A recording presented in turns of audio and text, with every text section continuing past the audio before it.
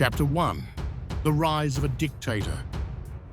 Julius Caesar wasn't born into power, but he was born into ambition, a gifted orator, cunning politician, and ruthless military commander.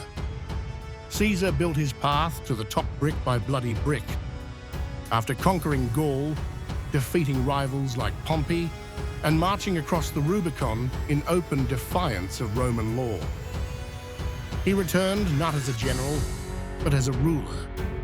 In 44 BCE, the Senate declared him Dictator Perpetuo, Dictator for life, a title that reeked of monarchy in a republic, fiercely proud of its democratic roots. This wasn't just controversial, it was dangerous. Rome had overthrown its kings nearly 500 years before.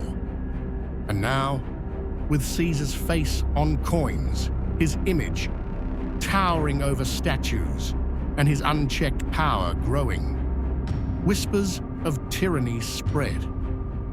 But none of that mattered to Caesar. His mind was fixed on something greater. Chapter 2. The Warnings from the Gods. 2 weeks before his death, a haruspex, one of Rome's seers, examined sacrificial animals and found something deeply troubling. The signs were off. They seemed to be restless. He warned Caesar, "Beware the Ides of March." Caesar laughed it off. On the morning of March 15th, his wife, Calpurnia, pleaded with him to stay home. She'd had vivid nightmares of his death, of blood flowing through their home. Senators begged for a delay in his visit to the Senate. Even a mysterious note was slipped into Caesar's hand that very morning, detailing the conspiracy and naming his assassins. He never read it. So why did he go? Because Caesar believed himself invincible. He once told a friend, "What is necessary is not to live, but to live bravely." Caesar knew the dangers, but to him, fear was a greater enemy than the conspirators. Chapter 3. The Conspirators' Move. A plot had been forming for weeks, maybe months. At the heart of it, Marcus Junius Brutus and Gaius Cassius Longinus. Cassius hated Caesar openly, but Brutus was different. He was reserved, thoughtful, and he wasn't just any Roman, he was the son of Servilia, Caesar's former lover. Some even whispered Caesar might be his real father. So why would he betray Caesar? Some say Brutus believed he was saving the Republic, that Caesar's growing power was the death of Roman freedom. But the truth was more complex. Cassius played on Brutus's ego and legacy. He reminded him that Brutus's ancestors had once driven out the last Roman king. Do you want to be remembered as the man who let tyranny return? And slowly, Brutus convinced himself it was his duty, not betrayal. But deep down, the lines between patriotism and jealousy, duty and ambition were not so clear. Chapter 4. The Assassination.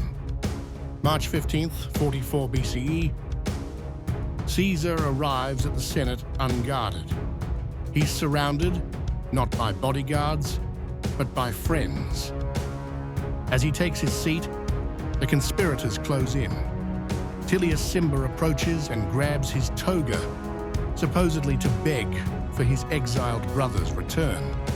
It's a signal. The first blow comes from Casca. Others follow. The senators, armed with hidden daggers, stab him over and over. Some strikes miss, some are clumsy. But there are 60 men involved, and Caesar, strong, proud Caesar, fights back until he sees Brutus. The moment their eyes meet is lost to time. but seared into legend. Et tu, Brute? Whether he said it or not, his shock was real. The man he trusted, whom he considered a son, was part of it. And then he fell, dead at the feet of a statue of Pompey, the very man he had defeated years before. Irony or divine justice? Chapter 5. Why Brutus did it, the real reason. Many believe Brutus acted out of noble intention, and indeed, Roman historians like Plutarch and Suetonius often paint him that way, an idealist, a martyr for democracy. But the truth may be darker. Brutus's political career was overshadowed by Caesar. He owed everything to him: appointments, opportunities, protection. Yet deep inside, resentment brewed. Caesar was not just a benefactor, he was a reminder of Brutus's own failure to rise on his own merit. And then there was legacy. Brutus's ancestors were legendary republicans.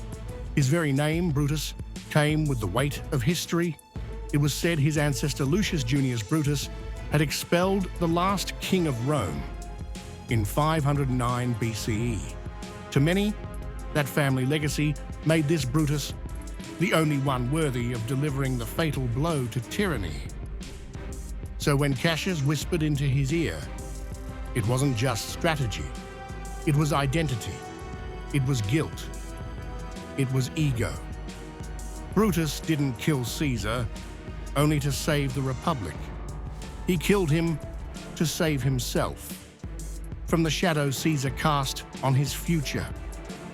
Chapter 6. The Aftermath. Freedom or chaos? The conspirators thought they had saved Rome, that the people would cheer the death of a tyrant.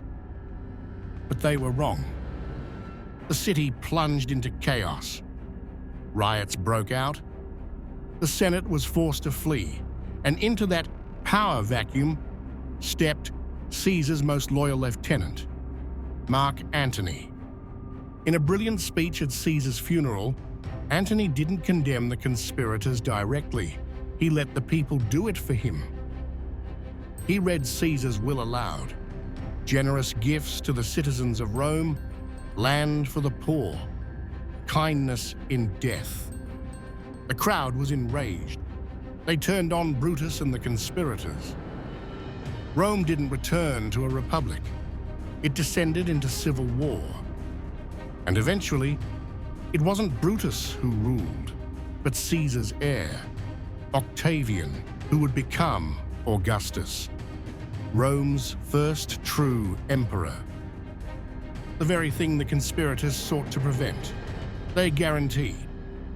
Chapter 7. Brutus's Last Stand.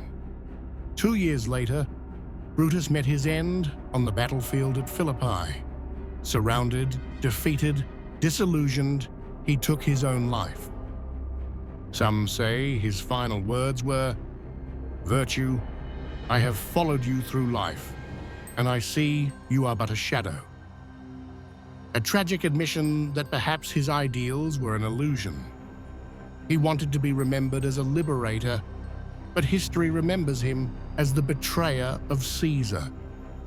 Julius Caesar's death didn't save the Republic, it ended it.